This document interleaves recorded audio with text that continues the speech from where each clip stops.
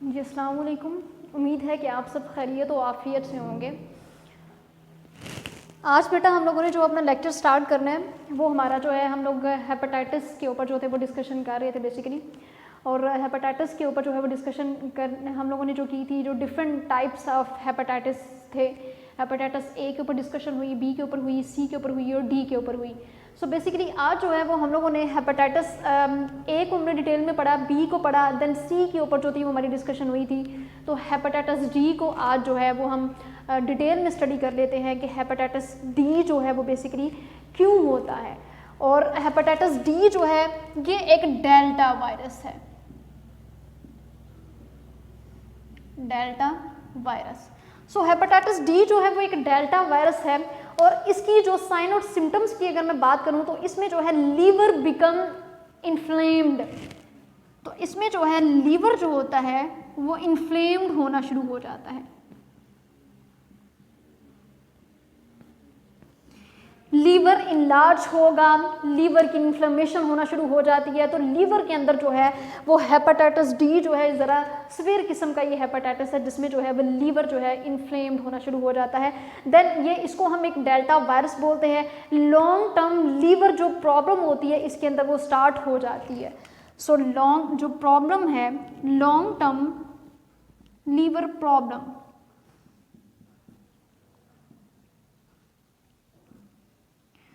तो long term जो है वो लीवर प्रॉब्लम जो है वो स्टार्ट हो जाती है। देन उसके बाद जो है, और जब इसके नतीजे में ये चीज़ होती है कि बॉडी के अंदर जो है वो डिफरेंट टाइप्स के जो कैंसर्स होते हैं वो शुरू हो जाते हैं।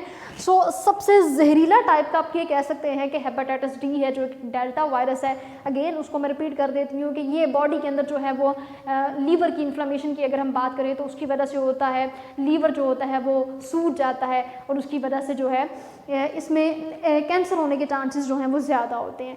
देन उसके बाद जो है ये कंडीशन काज करती है, एक जो ये वायरस की वजह से होता है HDV वायरस कॉज होता है। ये इसका जो सबब है वो HDV वायरस है। सो अभी जो है वो हम लोग इसके साइन और सिम्टम्स की बात कर लेते हैं। तो इसकी जो सिम्टम्स हैं हेपेटाइटिस डी की, वो बेसिकली जो सिम्टम्स हैं, जॉइंट के अंदर जो है वो पेन बहुत ज़्यादा होती है, वॉमिटिंग बहुत ज़्यादा होती है, फटीग वाली कंडीशंस हैं, एब्डोमिनल पेन वाली कंडीशंस हैं। और अगेन वही कंडीशंस हैं जो कि हमने जो है वो hepatitis B, C and D. कुछ थोड़ा बहुत फ़र्क है कि जैसे कि हेपेटाइटिस जो है वो डी के अंदर जॉइंट पेन आ गई है। तो आपने प्रीवियस हेपेटाइटिस ए, बी, सी के अंदर जब डिस्कशन की थी तो उसके अंदर जो है वो जॉइंट पेन वाली कंडीशन नहीं थी, लेकिन इसके अंदर जो है वो जोड़ों का दर्द जो है वो स्टार्ट हो जाता है। सो यहाँ पे जो है हम ट्रीटमेंट की बेसिकली बात कर लेते हैं। तो यहाँ पे एक पॉइंट समझिएगा कि ट्रीटमेंट जो है बेसिकली हेपेटाइटिस डी का ट्रीटमेंट कोई नहीं है, ट्रीटमेंट नॉट अवेलेबल।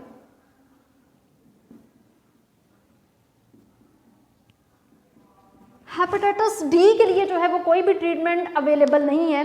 देन उसके बाद जो है वो इसके लिए ऐसा हो सकता है कि जब सीवियर कंडीशन स्टार्ट हो जाती हैं तो एंटीवायरल मेडिकेशन का जो है वो प्रोसेस स्टार्ट हो जाता है। उसकी जो है वो लार्ज डोसेज जो है वो लेने वाली कंडीशन स्टार्ट हो जाती है। लाइक अगर आप हेपेटाइटिस डी से बचना चाहते हैं तो आपको मेडिकेशन का जो प्रोसेस होता है उसके लिए लार्ज क्वान्टिटी में जो है वो डोजेज लेना पड़ती हैं, जिसकी वजह से, और वो लार्ज डोजेज जो होती हैं वो बेसिकली इंटरफेरोन डोजेज होती हैं जो कि तकरीबन 12 मंथ्स तक लेनी पड़ती हैं। तो उसके अगर ट्रीटमेंट की बात करूं, वैसे तो ट्रीटमेंट अवेलेबल नहीं है, लेकिन इसके लिए आपको लार्ज डोजेस जो लेनी पड़ती हैं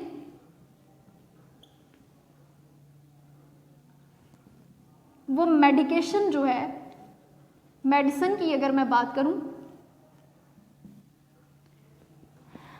इंटरफेरोन, तो इसकी जो है वो लार्ज डोजेस लेनी पड़ती हैं, बट अप टू 12 मंथ्स, 12 महीनों तक जो है, 12 महीनों तक आपको जो है वो इसकी जो है वो हाई क्वांटिटी में जो है इंटरफेरोन लेना पड़ती है। तो it's all about to the hepatitis D, जिसके अंदर जो है आपने ये देखा कि इसका सबब क्या है, ये एक डेल्टा वायरस है, क्यों होता है, साइन एंड सिम्टम्स के बारे में आपने देखा, और क्या इसके लिए कोई ट्रीटमेंट, कोई वैक्सीन, कोई कुछ जो है वो मौजूद है कि नहीं, कि क्या हम इस जो है वो, अगर कोई इंसान सफ़र कर रहा है हेपेटाइटिस डी से तो क्या उसके बचने के चांसेस होते हैं या नहीं होते, या कोई उसके लिए मेडिकेशन का प्रोसेस है या नहीं है। सो ये था हमारा हेपेटाइटिस डी। अब हम देख लेते हैं जी हेपेटाइटिस अपने ई को और उसके बाद एफ एंड जी को।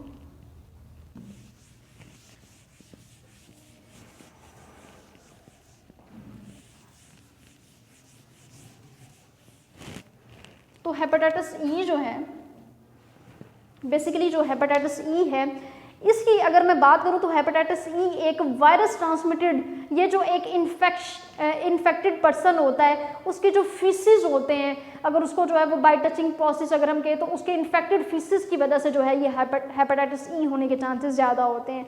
देन इसके लिए दो साइंटिस्ट ने अपना रोल प्ले किया था, हालबर जो है और एक को वर्कर्स। हालबर एक साइंटिस्ट था और उसके साथ जो काम करने वाले उसके को वर्कर्स थे, उन्होंने जो है वो रिसेंटली 2001 में हेपेटाइटिस ई के ऊपर उन्होंने काम किया था कि ये क्यों हो रहा है पेशेंट्स के अंदर। अगर हम पर्सनस की बात करते हैं, हम पर्सन के अंदर जो है ये हेपेटाइटिस ई होने के वजूहात क्या हैं, साइन एंड सिम्टम्स इसकी क्या हैं, तो उन्होंने रिवेल किया कि पिग जो है, अब अगर हम अब्रॉड की कंट्रीज़ की बात करते हैं तो वहाँ पे पिग का जो है वो यूज़ बहुत किया जाता है, तो पिग को जो है वो खाने में इस्तेमाल किया जाता था, जिसकी वजह से ये हेपेटाइटिस ई वहाँ पे काफ़ी ज़्यादा क्वांटिटी में हो रहा था और जिसकी वजह से ये एक इन्फेक्शन काज कर रहा था हेपेटाइटिस ई की फॉर्म में। तो आप इसका कॉज यहाँ पे, इसका कॉज जो है वो देखें, कॉज इसका जो है कि पिग को एज अ फूड जो था वो यूज़ किया जा रहा था, एज अ फूड जो है वो पिग यूज़ किया जा रहा था, जिसकी वजह से हेपेटाइटिस ई जो था वो ज़्यादा हो रहा था।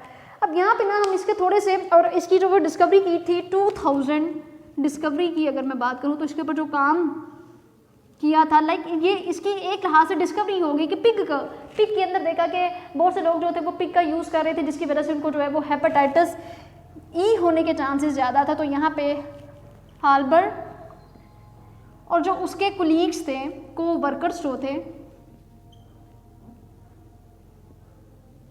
को वर्कर्स की अगर हम बात करें तो 2001 के अंदर जो है वो उन्होंने इसके ऊपर जो है वो डिस्कवरी अपनी स्टार्ट की थी। और बेसिकली अगर हम हेपेटाइटिस ई की साइन एंड सिम्टम्स की बात करते हैं तो लीवर की डिजीज़ जो होती हैं वो शुरू हो जाती हैं। उसके बाद जो है ये एक HIV वायरस की वजह से होता है। 20 मिलियन जो पीपल थे HIV वायरस की वजह से जो थे through out the world wide जो थे वो हम सफ़र होना शुरू हो गए थे। तो 20 मिलियन पीपल, अगर शॉर्ट क्वेश्चन में आपको आ जाए तो ये तमाम चीज़ें जो है वो डिस्क्राइब कीजिएगा कि through out the world wide अगर मैं बात करूं तो 20 मिलियन जो पीपल थे वो सफ़र करने लगे हेपेटाइटिस ई की वजह से, क्योंकि बाहर की कंट्रीज़ में पिग का जो है वो यूज़ एज अ फूड बहुत ज़्यादा किया जाता है। देन उसके बाद जो है वो हम मूव करते हैं, हेपेटाइटिस जो है वो हमारे पास F और G है, जो कि आपकी बुक के अंदर जो है वो अवेलेबल है, हेपेटाइटिस F एंड G। तो हेपेटाइटिस F एंड G की अगर मैं बात करूं तो बेसिकली आपकी बुक के अंदर जो लिखा हुआ है उसके बारे में ये लिखा है कि हेपेटाइटिस E एंड F जो है वो अभी तक अनआइडेंटिफाइड है, जिसके बारे में अभी कोई भी जो है वो इल्म जो है वो नहीं हुआ कि ये क्यों हो रहा है। साइन एंड सिम्टम्स की अगर हम बात करें तो बेसिकली आप देख रहे हैं, एक चीज़ आप नोट कर रहे हैं कि hepatitis A, B, C, D, E तक जो है वो साइन एंड सिम्टम्स जो हैं वो बिल्कुल सेम है। तो अगर मैं बात करूं हेपेटाइटिस F एंड G की तो हेपेटाइटिस F जो है वो कॉज्ड होता है injection of food and water, जो कि इन्फेक्टेड कंटेमिनेटेड वाटर होता है। अगर आप कंटेमिनेटेड वाटर का यूज़ करते हैं या कंटेमिनेटेड फूड का यूज़ करते हैं तो देन हेपेटाइटिस F होने के चांसेस बहुत ज़्यादा होते हैं। तो हेपेटाइटिस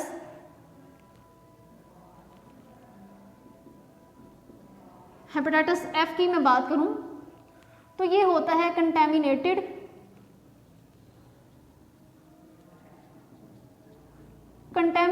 अगर आप फूड का यूज़ करते हैं या आप वाटर का यूज़ करते हैं तो देन हेपेटाइटिस F होने के जो है वो चांसेस बहुत ज़्यादा होते हैं।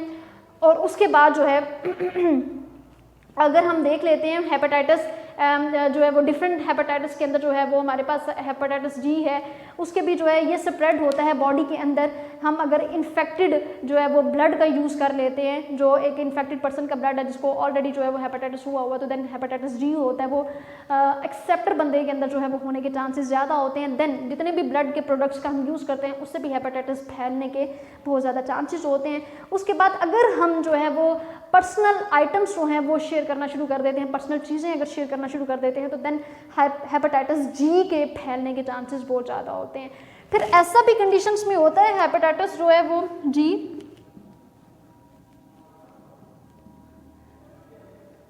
जी की अगर मैं बात करूं, हेपेटाइटिस जी जो है यहाँ पे अगर आप पर्सनल आइटम्स अगर आप शेयर करते हैं तो देन हेपेटाइटिस जी जो है उसके होने के चांसेस ज़्यादा होते हैं। और फिर ये मदर से न्यू बॉर्न जो बेबीज़ होते हैं उनके अंदर भी जो है ये इस तरह से फैल सकता है, क्योंकि जो प्रीवियस ही हमारे साइन एंड सिम्टम्स चल रहे हैं तो इनके अंदर भी बेसिकली यही चलेंगे। उसके बाद जितनी भी सेक्सुअल जो एक्टिविटीज़ होती हैं अवॉइड करना चाहिए कि सेक्सुअल एक्टिविटीज़ ना हो, क्योंकि इस वाले प्रोसेस में बहुत ज़्यादा जो है हेपेटाइटिस फैलने के चांसेस होते हैं। दोनों जो पर्सन होते हैं मेल एंड फीमेल की अगर बात करूँ तो इसकी कुछ सिम्टम्स को अगर हम देख लें तो सिम्टम्स जो हैं इसके फ्लू लाइक इसकी सिम्टम्स होती है। सबसे पहले जो है वो जुकाम वगैरह जो है वो लग जाता है और बड़ा सीवियर किस्म का जो फ्लू लगता है, फीवर हो जाती है, देन जॉन्डिस वाली कंडीशन होती है। तो ये एक वायरल हेपेटाइटिस है। सो हम लोगों ने जो है डिस्कशन की है वायरल जो है वो इन्फेक्शंस के अंदर जो है जब हमने देखा तो हेपेटाइटिस उसके अंदर वायरल इन्फेक्शंस में एक हेपेटाइटिस जो हो रहा था, हेपेटाइटिस की डिफरेंट टाइप्स को हमने डिस्कस किया कि इसके डिफरेंट टाइप्स जो हैं वो hepatitis A B C D E F and G हैं। तो उनके जो है वो कॉज, सिम्टम्स और ट्रीटमेंट्स के ऊपर हम लोगों ने बात की। और उसके बाद यहाँ पे एक बात मैं आपके साथ शेयर कर देती हूँ कि जेनेटिकली इंजीनियरिंग के प्रोसेस के थ्रू ये पता चला कि जो वैक्सीन्स अवेलेबल हैं वो हेपेटाइटिस बी के लिए हैं, हेपेटाइटिस ए के लिए हैं और हेपेटाइटिस सी के लिए हैं। तो यहाँ पे आपने देखा था कि स्टिल जो है वो जेनेटिकली इंजीनियरिंग जो पर्सन जो हैं, जो कि साइंटिस्ट काम कर रहे हैं, ये दूसरे जो हेपेटाइटिस हैं इनके ऊपर काम कर रहे हैं कि इनकी जो वैक्सीन है वो बनाई जाए और जो है ये ट्रीटमेंट कहीं ना कहीं से जो है किसी तरह से भी ट्रीटमेंट जो है उसके अंदर जो है वो पॉसिबिलिटी के चांसेस जो है वो ज़्यादा हों तो हम कोई जो है वो वैक्सीन बनाने में कामयाब हो जाएँ। सो लेबॉर्ट्रीज़ के अंदर अभी भी जो है वो काम किया जा रहा है, क्योंकि स्टिल जो है वो वैक्सीन जो अवेलेबल हैं वो हेपेटाइटिस ए बी सी के जो है वो मतलब जो है ये वैक्सीन जो हैं वो मौजूद हैं मार्केट के अंदर। सो हम हेपेटाइटिस को जो है वो कंट्रोल कैसे कर सकते हैं,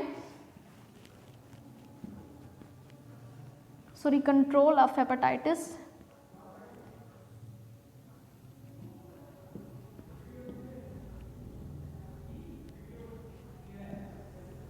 तो हम हेपेटाइटिस को कंट्रोल कर सकते हैं कुछ प्रिवेंटिव मेजर्स के ऊपर अमल करके हम इसको कंट्रोल कर सकते हैं। लाइक अगर मैं बात करूं तो हाइजेनिक मेजर्स होते हैं उसको आप अडॉप्ट करें ताकि जो है वो हेपेटाइटिस से बचा जाए।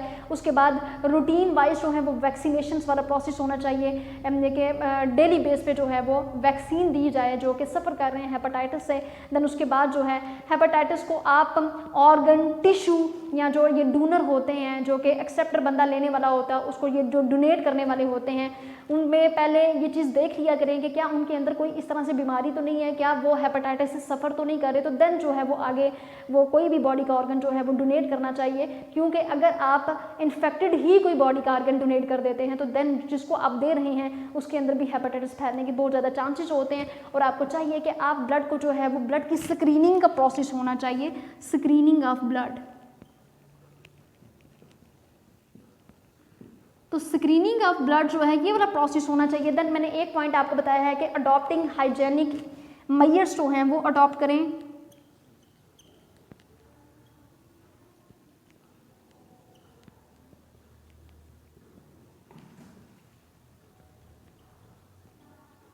अडॉप्टिंग हाइजेनिक मेजर्स इनके ऊपर आप इसको अडॉप्ट करें। और देन एक लास्ट पॉइंट मैंने आपके साथ ये शेयर किया था कि स्क्रीनिंग ऑफ ब्लड होनी चाहिए। और अगर कोई बॉडी के ऑर्गन्स जो हैं वो डोनेट किए जा रहे हैं तो देन इस चीज़ के अंदर जो है वो बिल्कुल श्योरिटी होनी चाहिए कि क्या वो इंसान जो है हेपेटाइटिस से सफ़र तो नहीं कर रहा।